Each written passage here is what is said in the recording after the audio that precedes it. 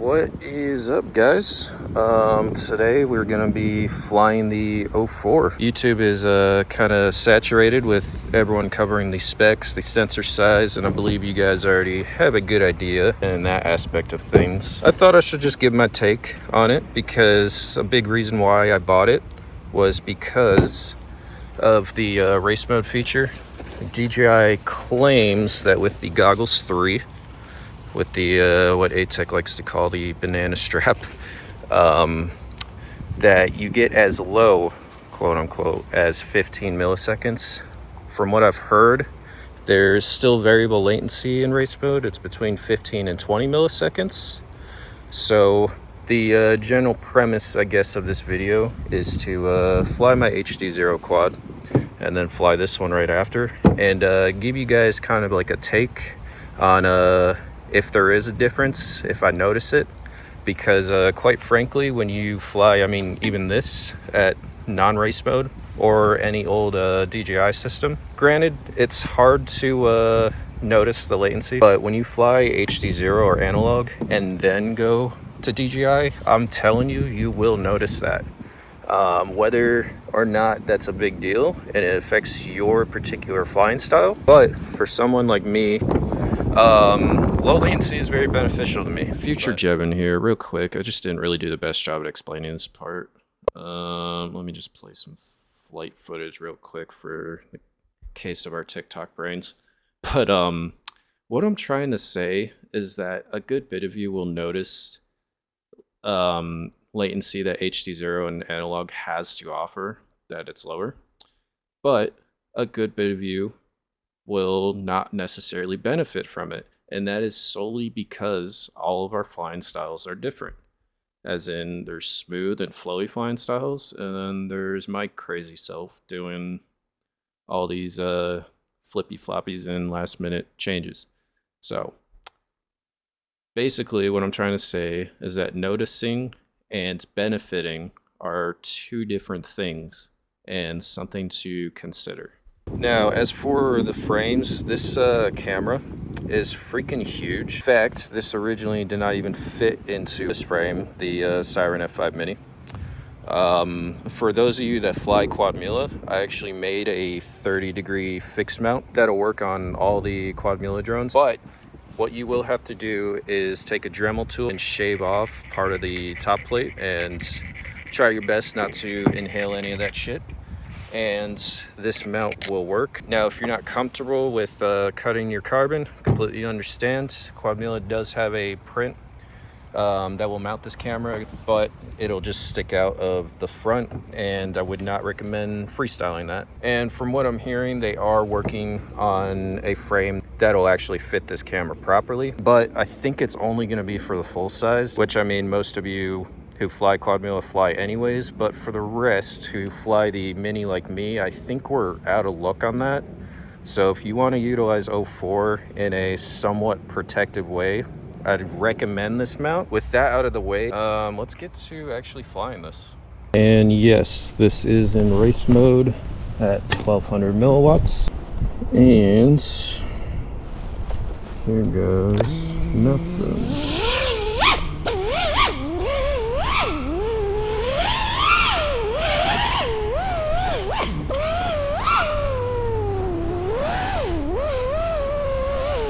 So it definitely has that smoothness the HD0 has. It's not like choppy. It is definitely noticeable over typical DJI latency, say that. Just kind of like at a loss of words. It's so clear and smooth. It's not just clear and choppy. I hope you guys can see the bit rate. Like, it's holding really strong in this parking garage.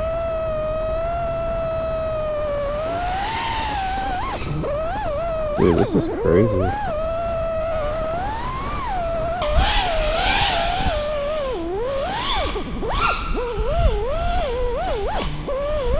I'm not even like warmed up either. I feel like I'm flying sloppy.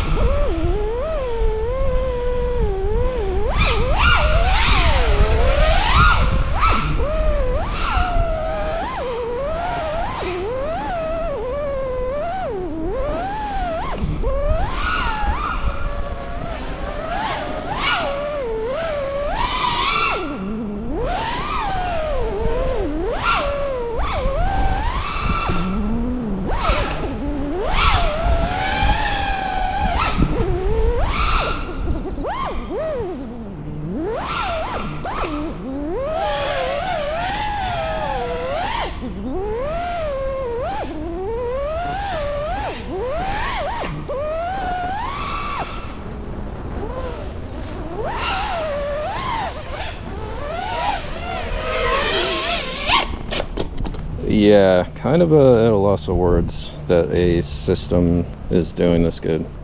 And it's not even the factory antennas either, it's just the O3 antenna I've got on here. But in terms of being like the same as HD0 and no difference, I need to fly some more packs with it, and so let me get back to you guys on that. Okay.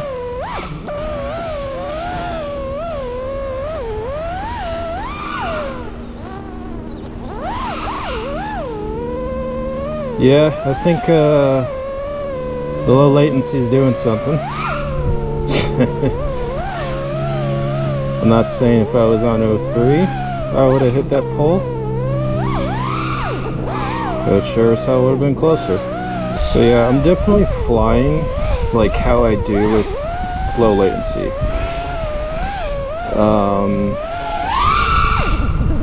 But dude, I just can't tell if it's that same in-tune feel as analog and HD0 or not.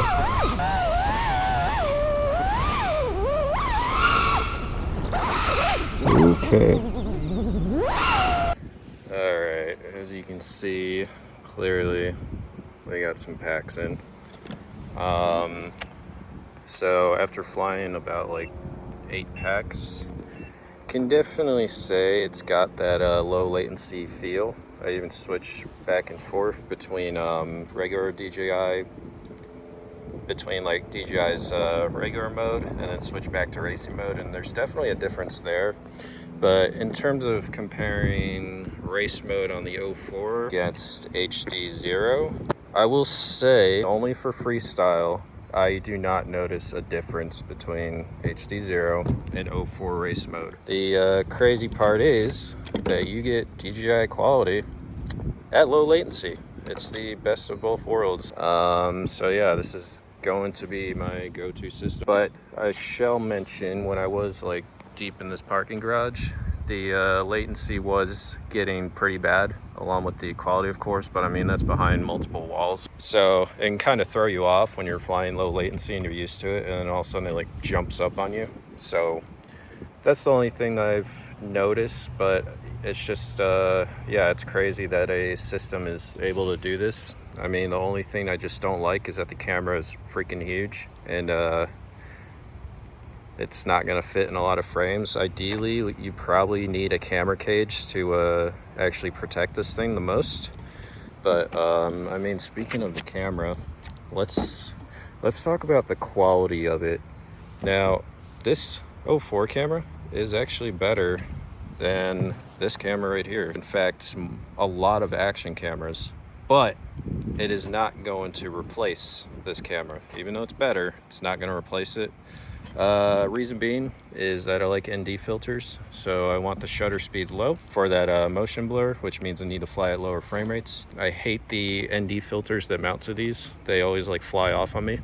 And if I'm only flying in race mode, it's going to be 1080p and 100 fps. And I believe even if you're not flying in race mode, I'll check this later or someone in the comments verify this, but even in regular mode, you have to fly at 1080p to get the best overall experience. So for freestyle, I think an action cam is still necessary, but for like cinematic purposes where it's fine to drop the low frame rate, you're not doing all the crazy acrobatic maneuvers and whatnot, yeah, I can definitely see this camera being viable as an action camera replacement, but all depends on your specific scenario.